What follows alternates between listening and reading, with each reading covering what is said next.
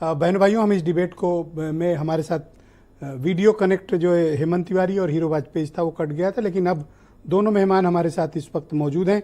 हेमंत जी, आपने जहां से खत्म किया था वहीं से शुरू करें सर। कांग्रेस के लिए बात हो रही थी। कांग्रेस के लिए एक बेहतर दिन है और मुझे लगता है कि राहुल गांधी का ये फैसला कांग्रेस को और थोड़ी मजबूती देगा।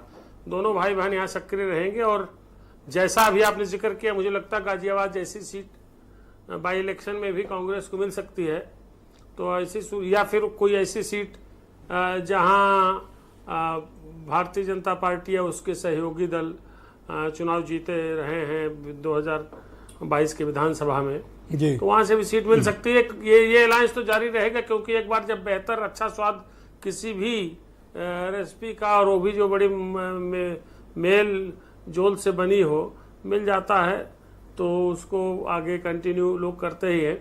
अब जहां तक भारतीय जनता पार्टी की बात है, जिसको एक बहुत बड़ा चैलेंज मिला, उसकी उम्मीदों से विपरीत बहुत ठोस चैलेंज मिला, तो भारतीय जनता पार्टी को अब उस बात को तो दुरुस्त करना ही पड़ेगा जो 2024 के पार्लियामेंट्री इलेक्शन में उसके समझ में नहीं आई।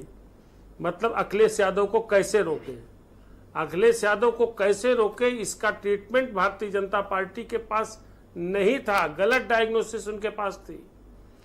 अब कम से कम मुझे लगता है, देखिए, ये इस मुद्दे पर तो आप सहमत हैं ना कि बीजेपी का जो कुछ भी वोट शेयर है उसमें हर विपरीत हालात के बावजूद upper caste community consolidated BJP के साथ खड़ी रही है। कोई आया हो या गया हो, लेकिन अपर कास्ट का एक लॉयन शेयर बीजेपी को मिला है। अगर बीजेपी प्रेजेंट सेटअप में कुछ छेड़छाड़ करके कुछ ओबीसी और शेड्यूल्ड कास्ट कम्युनिटी की पॉलिटिक्स को बढ़ाती है, तो फिर अपर कास्ट भी तो कल को मुद्दा हो सकता है उसके लिए। अपर कास्ट में आपका कहने का मतलब किसका मिला है? मैं ब्राह्मण कह रहा हूँ, ठाकुर कह रहा हूँ, कायस्थ कह रहा हूँ, बनिया कम्युनिटी को कह रहा हूँ। नहीं, ठाकुरों कोट कहाँ मिले? ठाकुरों कोट को लेकर के तो सारी जद्दोजहद शुरू हुई, जहां से भाजपा को टेंट लगना शुरू हुआ। थोड़ा बहुत 10-5% हेमंत जी शिफ्ट हुआ हो तो हुआ हो, कितनी मान मिला हुआ, पर राजपूत वोटों में ज्यादा बिखराव मुझे नहीं दिखा। नहीं, बिखराव तो दिखा, इसमें कोई शक नहीं। लेकिन मेरा कहना है, मेरा दूसरा मानना है, देखिए साहब, ये ओबीसी बहुत बड़ी फोर्स है, ध्यान रखिएगा। चाहे भारतीय जनता पार्टी हो, चाहे कोई सत्तारूढ़ दल हो, उसको समझना होगा। और अखिलेश यादव ने इस बात का इशारा ही नहीं, पहले इशारा किया, उसके बाद इसको स्थापित कर दिया कि आप ओबीसी को पकड़ेंगे। अगर बीजेपी ये 20% अपर कास्ट को छोड़कर 80% की तरफ दौड़ती है, तो ये 20 भी तो स्लिप हो सकता है ना फिर, कि देखो हम तो हर परेशानी में साथ खड़े रहे, हमको छोड़ के दूसरी तरफ जा रहे हो। छोड़ने वाली बात ब्रजेश जी, छोड़ने वाली बात हमने कही नहीं। छोड़ने वाली बात कहां से? बीजेपी के साथ तो अपर कास्ट लगातार इंटैक्ट रहा है, लेकिन 2014 के बाद जो गैर यादव ओबीसी एग्जैक्टली मैं भी तो वही कह रहा हूं हेमंत जी, जो आप कह रहे हैं।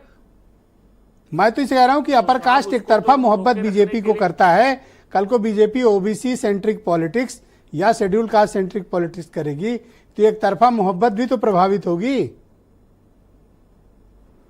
ब्रजेश जी, मेरा निवेदन है, मैं लगातार इस बात को कह रहा, सुनेगा।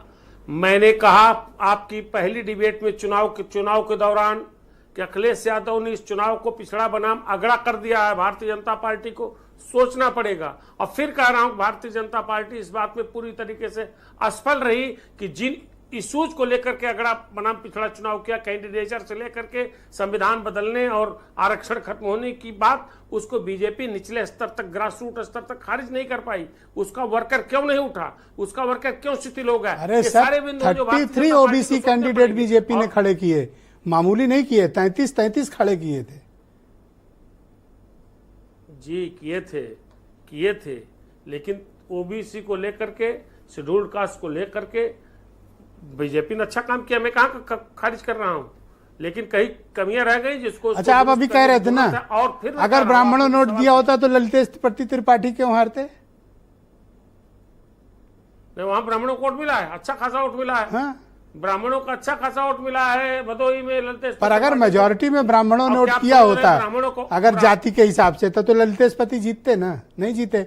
मयंक द्विवेदी बांदा जीते क्या? नहीं जीते। श्याम किशोर अवस्थी धौरारा जीते क्या? नहीं जीते। मैं ये बात नहीं कह रहा हूं। मैंने कब कहा? मेरा भी मानना है कि ब्राह्मणों का अधिकांश वोट पूरे उत्तर प्रदेश में भारतीय जनता पार्टी को मिलता है, क्षत्रियों का मिलता रहा। भारतीय जनता पार्टी ने यही तो जादू किया था कि पूर्वांचल में जो क्षत्रिय और ब्राह्मण परस्पर प्रतिद्वंदी माने जाते हैं, उनको एक घाट पर रख दिया भारतीय जनता पार्टी ने। और 2014 के बाद से लगातार एक तो अब ये घाट पे जो 20% ने पानी पिलाया, इनको छोड़ के 80 की तरफ लपकोगे तो ये 20 तो फिर नाराज होगा ना।